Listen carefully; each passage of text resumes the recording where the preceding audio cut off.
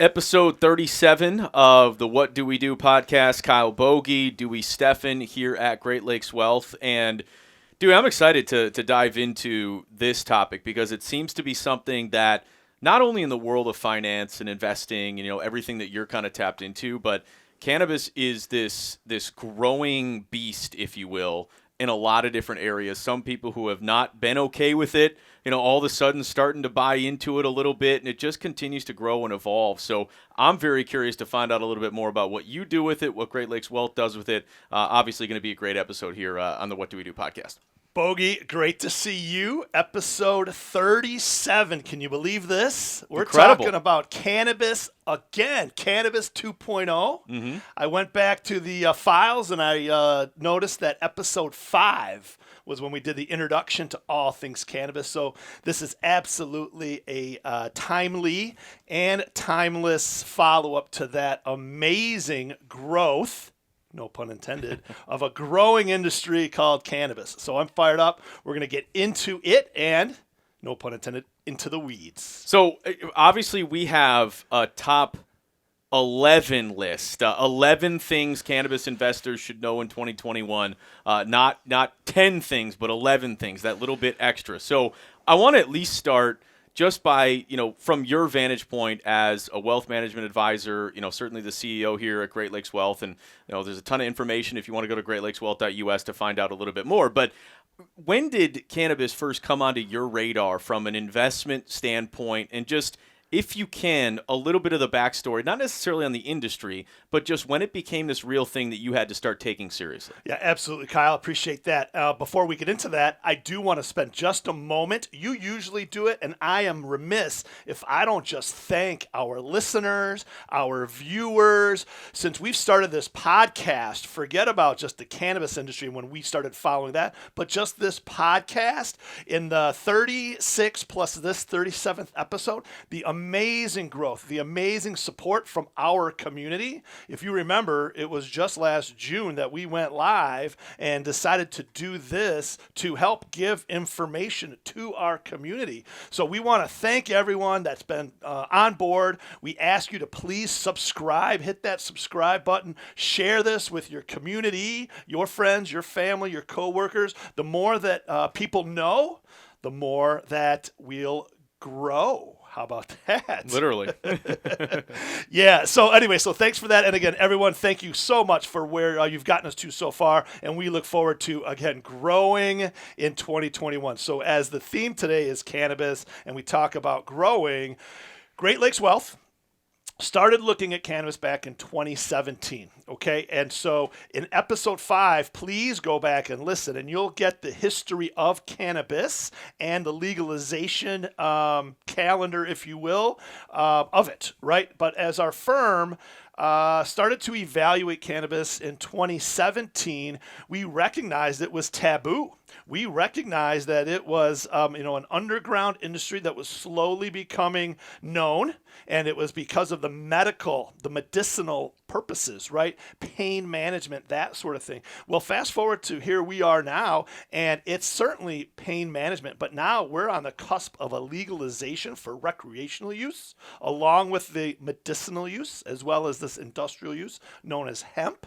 Another plug for episode 33, the one, the only four-time Stanley Cup champion Darren McCarty, right? Listen to episode 33. He discussed a lot of the other cannabinoids that are not the CBD or the THC. These are some newer ones, CBG and CBN, and we'll talk about those as well. But Kyle, all that to say is that we actually launched a cannabis investments portfolio here at Great Lakes Wealth on March 13th, 2018. So I take that back. March 15th, 2019, we launched a portfolio. So we just had our 2-year anniversary on March 15th. So we're excited with what we've done, but we're excited where this industry is growing. And going. and literally, before we dive into this list of 11 things cannabis investors should know in 2021, no pun intended, but clearly this is something that has continued to grow over the last couple of years, and I gotta believe, again, I'm not the smartest or sharpest tool in the drawer, whatever you want to call it, but I have to believe that as states began to regulate it, as it became more of a well-known and accepted thing across our country and across our world, even though it's not federally cleared at this point, I got to believe the last couple of years there has been a good amount of growth within that portfolio. Well, absolutely. Within our portfolio Yes. and the industry, we benchmark to, and the industry kind of benches to an index, right? The Prime Harvest Index, the marijuana index, right? So that takes the publicly traded stocks in terms of market cap, and then evaluates them. And then if you invest versus, the comparable index, as we've talked about indices before, that's where we would look at. But here's what's happened, Kyle. When we got into this in 2019, all systems were go. Okay, we had the Donald Trump presidency that was, I guess, 2 years in. We had expectations. Canada had just legalized marijuana, and we had expectations that it was only a matter of time until it happened here in the United States. We had several states that had already legalized it. We had 30 or 40 that at different degrees had certainly some legislation on the books. Well, here's what happened. We had the ultimate impeachment proceedings of Donald Trump. Okay, and so we believe that Congress, as well as all the other powers that be in Washington, had to kind of make a pivot. They went from looking at some of these other outlier, forward-thinking, productive or progressive types of legislation, put them on hold. So all the committees that were talking about cannabis and legalization for whether it was medical use or recreational use, put it on hold. Impeach Donald Trump, and that was the focus, right? So we saw that in 2019, okay? And so then in 2020, it was then the election and everything else going along with this thing that happened in 2020, COVID-19. Fair enough? Absolutely. Okay, Yeah. so we had an industry that was booming from 17 and 18, that all of a sudden hit the brakes.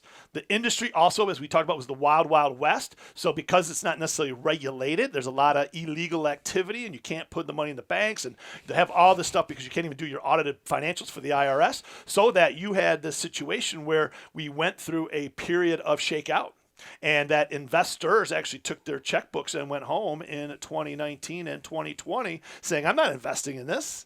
There's no path forward. There's nothing. Now, the industry was actually growing. Actually, the revenues were still growing. But no, we started our portfolio March 15th of 2019, and the first 3 to 6 months, we saw the stocks appreciate. But then, boom, the entire index, our portfolio as well, took an about face and dropped. We were lucky enough to put hedges on and do some things that we are allowed to do by our portfolio standards to limit some of that loss, and then circle the wagons. And I actually went on to Amy Andrews and Fox 2 Detroit last, I want to say May, and I said that you want to start thinking about cannabis again. You and I talked about how in the first quarter of 2020, it was a very important revenue source for the state of Michigan. Right. And so with all of that, here we are where the market in cannabis cratered in about March or April of 2020. And then as everything started to appreciate in the investment world, cannabis stocks did too. But here's the final thing I'll say before I take a break with the talk, is that after the election results came in November of 2020, cannabis stocks shot the moon because there is a new regime in D.C., and their platform was on the decriminalization of cannabis. So you saw cannabis stocks double from November, December, and January, Kyle. The stocks, some of them more than doubled. And then there was this little website called Reddit, and this other little sidebar called Wall Street Bets that also said, hey, some of these cannabis stocks might have opportunity, and that pushed them up even higher. So in January and February, as we finished February, the index was up about 60% on the year. So we believe it's just getting started for 2.0. Hence this podcast today. And we'll wait and see, obviously, when official word comes down from the federal level, because that seems to be kind of the last thing really, to happen before things potentially, again, this is not advice, this is not, whatever, but it certainly seems things could be on the way up, big time, even more so, as you said, to the moon, as soon as the federal regulation and that, I guess, continues to proceed and potentially happen. So that's a perfect transition, I guess, to get to your list. I know you're excited for this. Again, you can't have 10 things. You got to have 11. You got to have one extra thing that you can toss in there. That's just how you do it here at Great Lakes Wealth and on the What Do We Do podcast. So, again, the list, 11 things that cannabis investors should know in 2021. And I guess with that, I can leave it to you to figure out how we want to go ahead and get started and just kind of run through this process of it. I'm going to give you this list, and as you said, everyone wants to be a perfect 10. What the heck is a perfect 10? If everyone wants to be a perfect 10, as Sully knows, we want to be better than the rest. So we're going to go one better than a perfect 10. We'll call it the perfect 11. Not 100% effort, 110% 110%, effort. you get it. That's it. So we do have an 11 list for 2021 of things to consider in the investment world of cannabis. Number one, cannabis stocks are on the rise, right? In investing, once you see things bottom out and they start to move higher, that's called momentum. And we believe that there's positivity behind this momentum, and it's going to continue. As we talked about a few minutes ago, the index, the Prime Harvest Index, is actually still down 50% from its high in 2018. However, the stocks have rebounded over 60% since their low, which was, last, call it November timeframe. So with that, we believe that the momentum, the comeback is just getting started, if you will, and there'll be volatility. But Kyle, what do we say about volatility? Volatility creates opportunity. My man, there give me a go. little something. Booyah, fantastic. He got question number one. I love it. Fantastic. So volatility creates opportunity. Absolutely. So with that, we believe you will see these stocks that have bottomed out and then rebounded but have now pulled back. We believe that they have a lot of runway ahead of them. So that's number one. Anything to think about there? Yeah, no, I mean, I'm fascinated, honestly, by number two. But, to your point, I mean, it makes complete and total sense, as we're watching the ebbs and flows of, cannabis and where it's all going and potentially where it could be headed. But, as far as number two is concerned, and I think what we've seen, transpire over the last year, given the pandemic and given the fact that people have been at home and unable to do things, I would equate number two, and you're going to get into it in just a second here, to be along the lines of, say the alcohol industry in 2020. I don't want to speak for other people, but I can speak for my own household, and I will just say alcohol intake, for whatever reason, it just seemed to kind of go way up in the Bogey household, and that seemed to be what was going on countrywide as well. So I'm fascinated by number two here. So number two relates to COVID-19 and the stay-at-home economy in 2020, right? Is that what we're talking about? Yeah. Absolutely. We had these things called Zoom happy hours. Did you do any of those? A few. Yeah. I know you and your family absolutely was on the Friday night dance party, the virtual dance party. I know you had the disco ball and you were doing strobe lights on your iPhone 10 or 11. Sure. Right? Oh, yeah. So with that, absolutely. The pets were dancing and everything as well. Yeah, it was wild. It was a madhouse. That's it, right? And no one ever wants to leave their house again because that was so much fun, okay? So with that, absolutely, the stay-at-home economy, which was a result of the lockdown due to COVID-19 and the seriousness there, we had the growth of cannabis, and that was in terms of revenue, in terms of sales, certainly from the recreational perspective, people were at home, but also from the medicinal perspective, people calm were you at down home. For sure. Sure. Absolutely right. A lot of the numbers we're going to give today will be global, talking about the global opportunity of cannabis, okay? Some we will talk about as well about the American or U.S. Data points, the financials in the United States in terms of evaluating opportunities, okay? But we're also going to talk about the Canada-specific market because it is legal there as a country. So some of the data, we don't have to think about as much of the illicit, illegal market versus the legal state-by-state market here. So just as it relates to the stay-at-home economy, in Canada, Canada saw their numbers grow. We're going to say that word a lot. The cannabis grow strategy, right?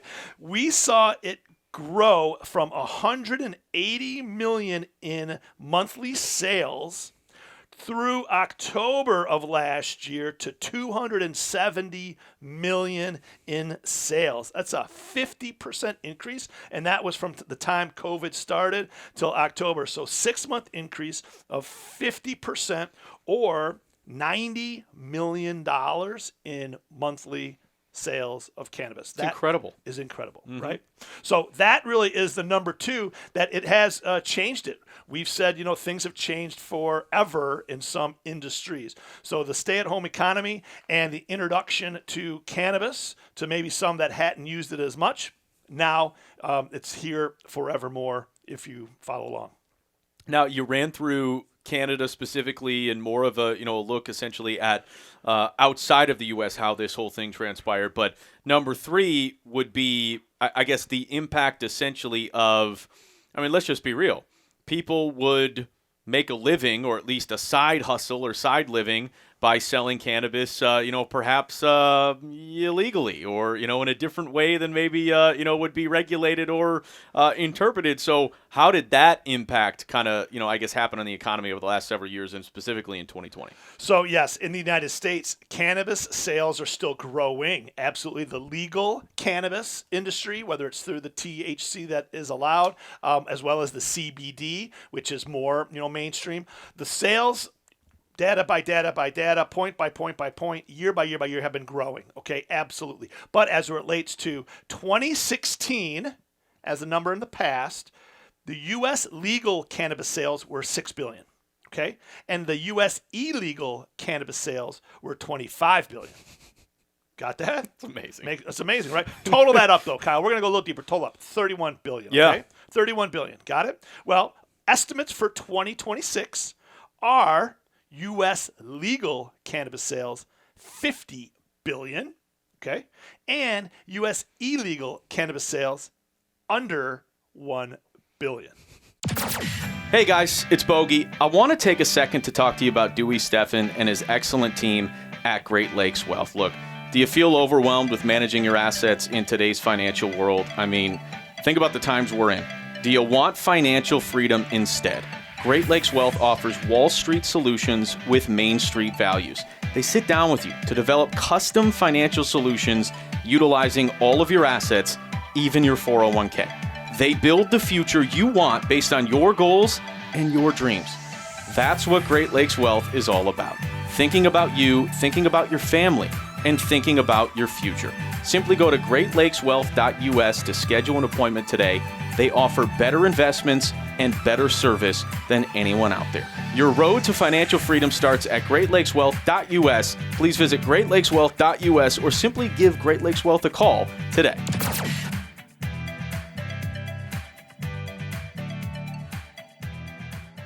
Yeah, if to me, I equate it to the same thing, with the sports betting.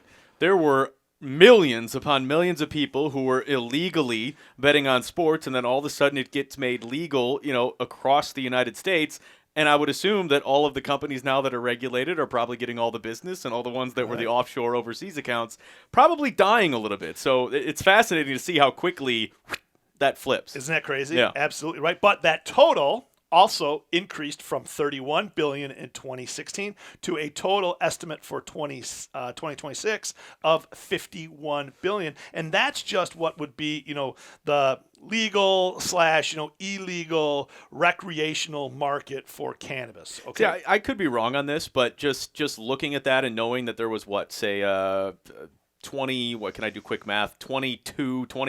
billion dollar difference between 2016 and the potential outlook for 2026, that has to do more so with just perception as well, right? More and more people are slowly opening themselves up to, whether it's the CBD side of things, the THC side of things, the medicinal.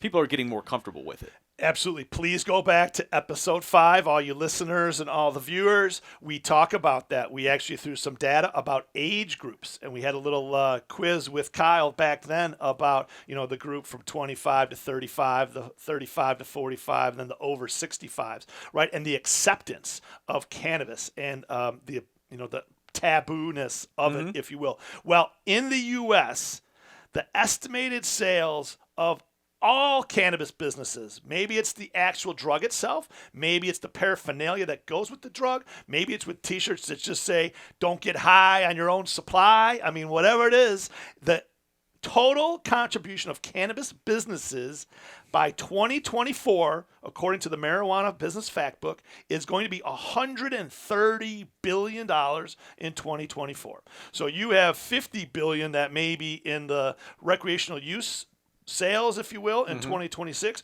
but you're going to have $130 billion as an estimate just in 2024 of all things cannabis. So if this isn't the fastest growing industry on the planet, I'm not really sure what is. So absolutely relevant to talk about today. And then number 4, to your point, Kyle, almost 70% of Americans now support the full legalization of cannabis. That's the highest figure ever recorded. And when I say highest, there's no pun intended. I think there is, Okay. but go ahead. Americans' support continues to grow. That's number 4. Again, no pun intended. Political change is driving this growth, okay? In the United States, there are 36 states plus District of Columbia that have legal marijuana markets. 15 states plus the District of Columbia allow recreational marijuana use. And I have some amazing facts for you, Kyle. Number 1, the U.S. states with the most cannabis sales in 2020 were California, 3.8 billion, Colorado, number 2, at 1.7 billion, and can you take a guess at maybe what state number 3 for cannabis sales in 2020? Alaska. Think closer to home, pal. Think closer to home. Come on. Iowa. Come on. No. Come on. Michigan. Michigan. Wow. You got it. Michigan came in 3rd with most cannabis sales in 2020. I'm not sure what was going on at the Bogey household, but again, across this great state, $1.21 billion of cannabis sales, number 3. The 2 fastest growing states are Florida and Oklahoma, and they're both expected to have over $1 billion in sales this year. And we're not done. I'm going to list some states that don't even have it legalized yet that you're going to say, are you kidding me? Okay. Connecticut, New Mexico, New York, Rhode Island, and Virginia are all expected to have some sort of legislation come through in 2021 to get them on board with the rest of these states.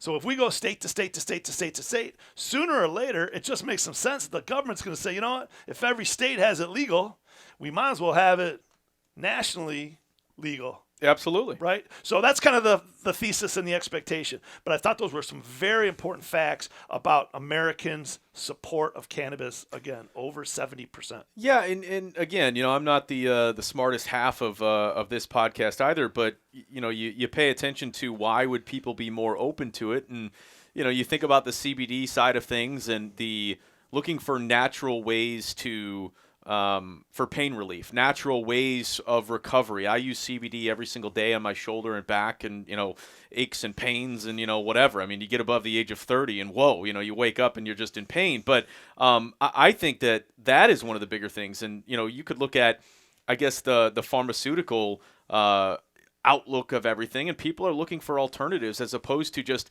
oh, you don't feel good, take a pill. Oh, you have a headache, take a pill. Like I at least, certainly in my household, we are very much getting away from, we don't have ibuprofen in the house. We're not doing the, Aleve. We're not, I think people are looking for ways to get around taking pills and looking for just a more natural option. And that to me is one of the biggest things that continues to grow within the cannabis world. Kyle, what happens when you eat marijuana? You get a higher sense of yourself. You get a pot belly. Okay? Yeah. Have you heard of this? Yeah. Okay. So, yes, if you want to talk about going from the traditional marijuana plant that's dried and then smoked or whatever, that's the cannabis flower, we call that, right? But there's absolutely a change that's here and going to continue to introductions of cannabis extracts and cannabis edibles and cannabis roll-ons in a liquid or a gel format. Absolutely, right? So it absolutely is the new products that will actually take the sales to the next level. And you will see that smoking weed is actually on the decline. Totally agree. Right? In April 2020, some research was done that said at the time, dried cannabis accounted for 73% of total cannabis sales. Cannabis extract accounted for 14% of total sales. And edibles in cannabis were 12% of total sales. That was last April, maybe in the height of the pandemic, if you will. You fast forward to 5 years from now, and those estimates are that the smoking will go down to 40%, and the cannabis extracts and edibles will then account for over 60%. So you're going to have, again, a flip-flop of where we are. Yeah, no, I think that's 100% accurate. For me, it's more about the topical, the healing, the lotions, they have chapstick now, and all that actually is supposed to heal instead of just giving you relief. Like I've been told, instead of icing, rub CBD all over it because the ice is just a temporary relief, whereas the CBD actually has some healing oil and whatever it does. I mean, who knows? That's somebody smarter than me, but I absolutely agree that that's going to be a major shift moving forward. Well, and again, in this day and age of wellness and health, again, you talked about the CBD and helps your pain, right? And it's a natural oil or a natural part of a plant that is there to help you heal naturally. Fair? Right? Well, there's now the industry of beverages. So now they're talking about infusing your beverages with some part of the cannabis plant. And that will, again, create calmness. It will give the natural ingredients to give health benefits.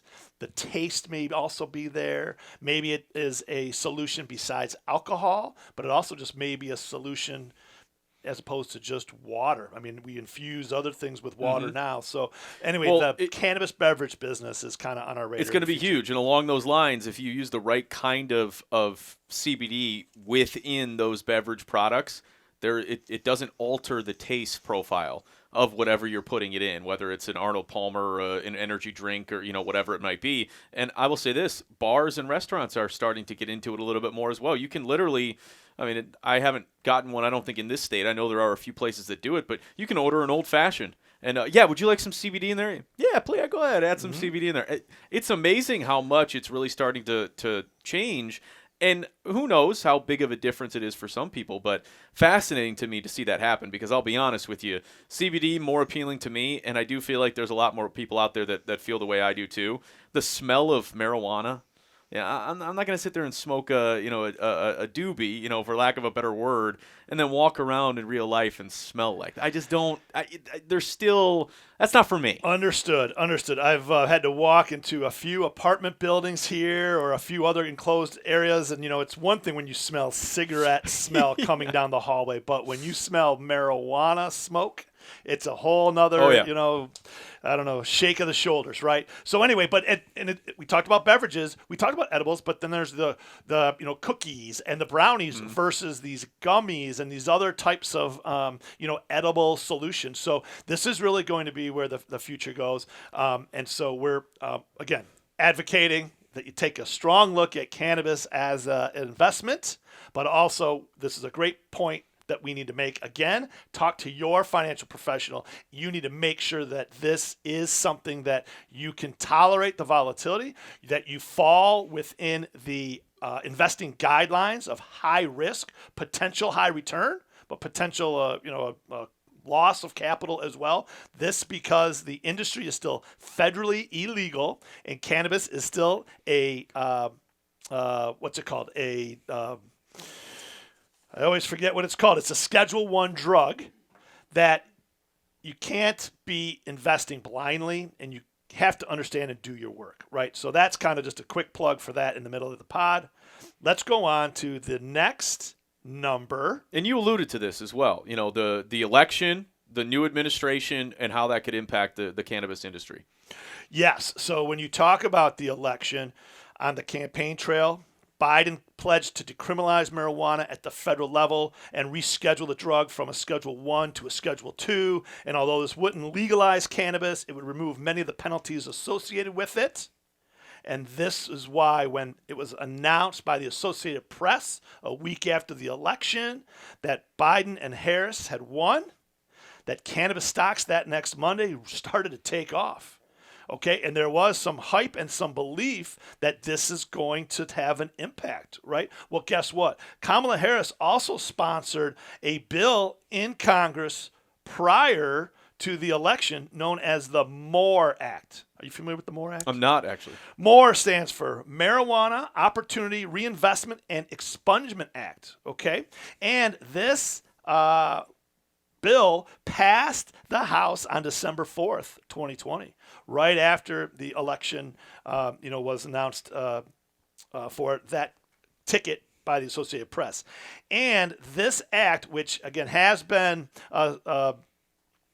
silenced currently in the Senate, but it will decriminalize the use of marijuana, tax 5% on cannabis products, remove federal penalties, and allow cannabis-related businesses to receive SBA loans, expunge past convictions related to marijuana for criminals.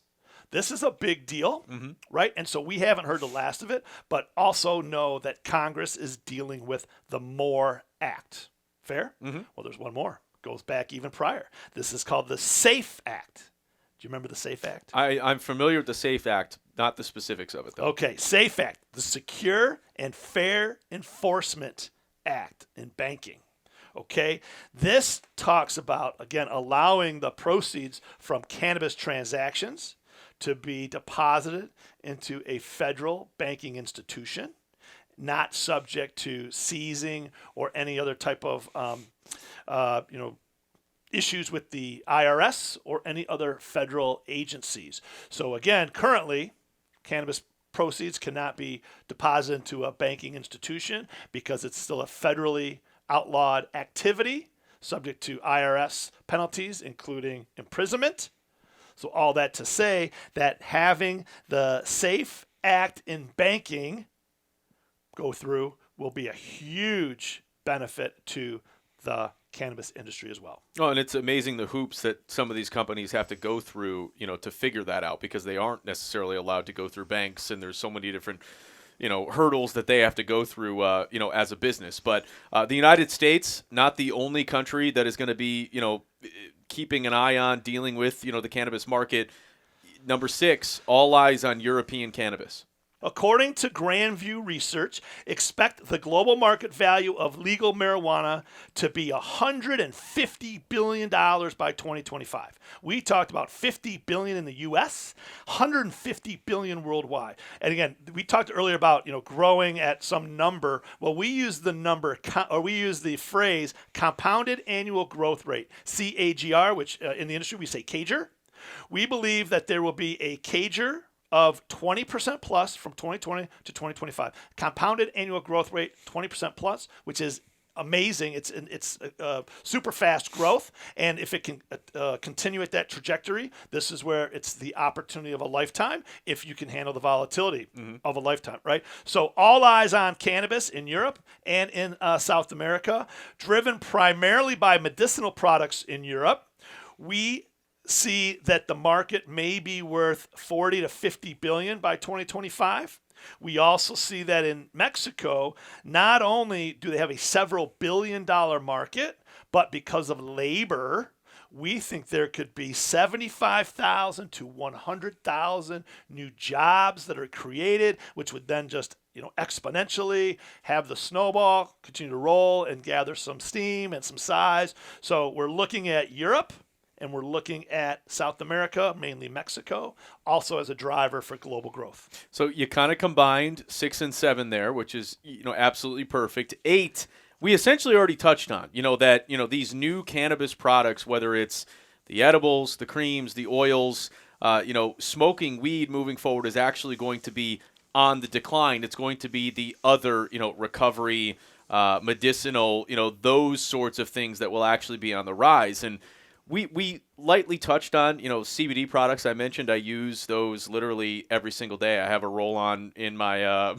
my coat jacket right now, and from a pain relief and recovery standpoint, it's absolutely huge. And the crazy thing about CBD is, there you go. Okay, yeah. It's almost like a placebo that in your head thinks is fine. So again, this is very serious. No one knows. I went to Las Vegas maybe 2 years ago and was walking the strip in old Las Vegas, and I went by a shop, and the gentleman said, "Hey, you want to get high? Come on in and try some CBD." And it was like a Rite Aid or something. It was a drugstore on that strip. Do you want to come on in and get some marijuana? And I'm like, I'll just take a quick look and see. And he was trying to sell me CBD, telling me it was THC. Right. And we had, again, just started our fund. I was kind of just curious to see what's going on. And in my ignorance of the time, I'm like, I'm not so sure the CBD is going to get me high, which is okay because I'm not doing either one. And I'll just give another shout out to our buddy D Mac, episode 33. He talked about the new niches in these cannabinoids. And there's a whole new thought process that besides just ailing what hurts, your elbows or your shoulders, that other types of products and solutions will be there, not just to calm you down, but certainly antidepressants, certainly all types of other solutions for treatments and therapies. They could even be such as on the medical side of helping those with the shakes from epilepsy, the seizures, etc. I'll give you a number here that there's estimates by 2022 that the cannabidiol,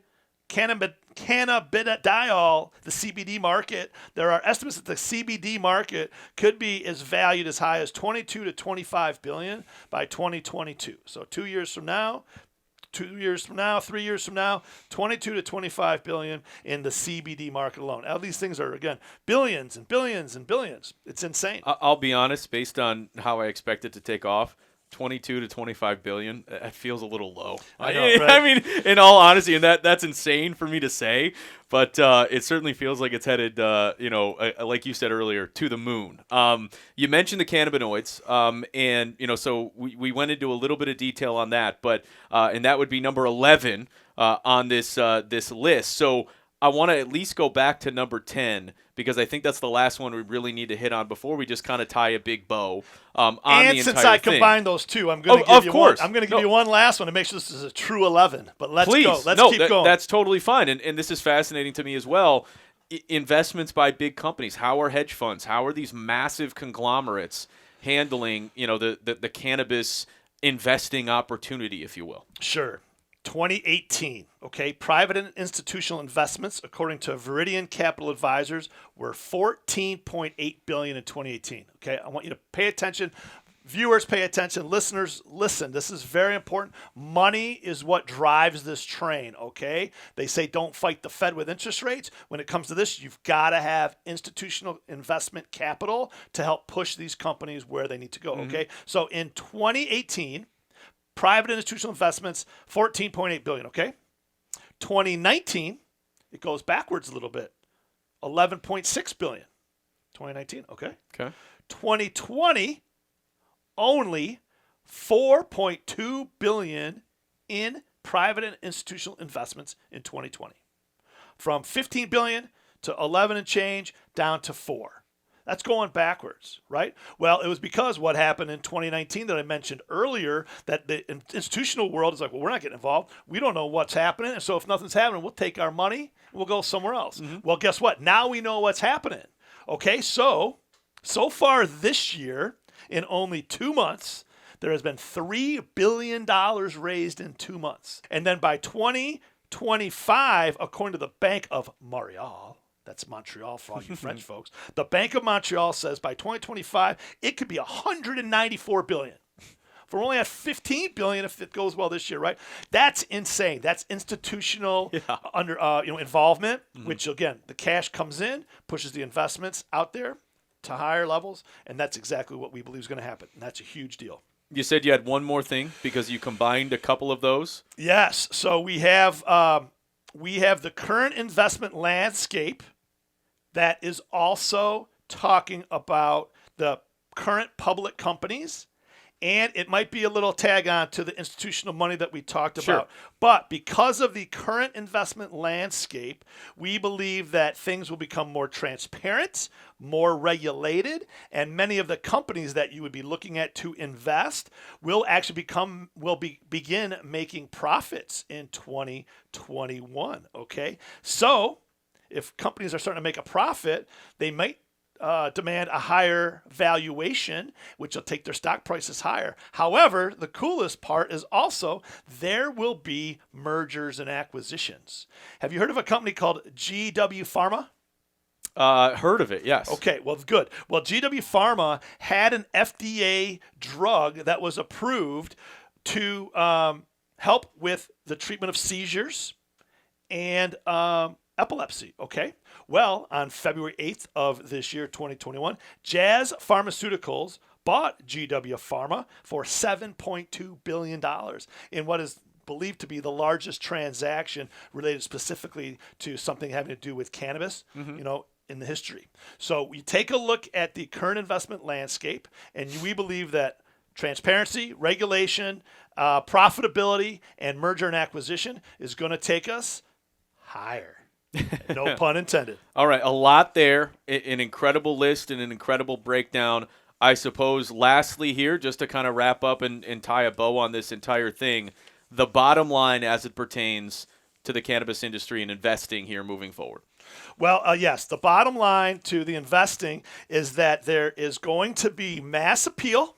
There's going to be legislation. There's going to be better products. They're going to be more readily available and at lower prices because of supply and demand, right? And technology advancements. So mass appeal, legislation, mass appeal, legalization, better products, more readily available, and at a lower price. It sure sounds like a recipe for industry and investment success to me. Well, it should be fascinating to watch. Obviously, Great Lakes Wealth all over it. You can find a ton of information at greatlakeswealth.us. You can obviously just simply call here if you have any questions. If you're interested in potentially looking at a cannabis portfolio, certainly seems like something that you should be at least considering. And then Dewey and his team will let you know whether or not you should be really entertaining it and in what way you should be getting involved. We may have to do a 3.0, okay, to talk about, again, the different ways to invest in it. We're not even going to touch on that today. There are so many different ways to get involved, but we will tell you to talk to your financial advisor. Do your research. Understand that there are huge risks in this industry. It should not be a major piece of your portfolio. It should probably be, for anyone out there, a small piece of your portfolio. So please do your homework. Feel free to reach out to us and talk to us at Great Lakes Wealth or go to our website. I am going to just real fast so you can write them down. I'm going to tell you the 11 so that there's no miscommunication or misunderstanding. Number 1, cannabis stocks are on the rise. Number 2, the stay-at-home economy and COVID-19 has created the growth in cannabis. Number 3, U.S. cannabis sales are growing and the black market is shrinking. Number 4, Americans' support continues to grow. Number 5, the United States is poised to legalize cannabis soon, within the next 4 years. Number 6, the global growth of cannabis. Number 7, new cannabis products have arrived. Edibles, creams, oils, and smoking weed is on the decline. Number 8, CBD and other medical products are moving to the mainstream. Number 9, investments by institutions and private investors will only continue to support the cause. And number 10, the new cannabinoids on the block are here to stay. And number 11, the current investing landscape will be what turns 2021 into a fantastic starting point for the future of cannabis investing. With that, Kyle, thanks for everything. Bogey in the control room, great to see you. Episode 37, and we're just getting started. Opinions expressed in this program are for general information purposes only and are not intended to provide specific advice or recommendations for any individual or any specific security. It's only intended to provide education about the financial industry. To determine which investments may be appropriate for you, consult your financial advisor prior to investing. Any past performance discussed during this program is no guarantee of future results. Any indices referenced for comparison are unmanaged and cannot be invested into directly. As always, please remember investing involves risks and possible loss of principal capital. Please seek advice from a licensed professional.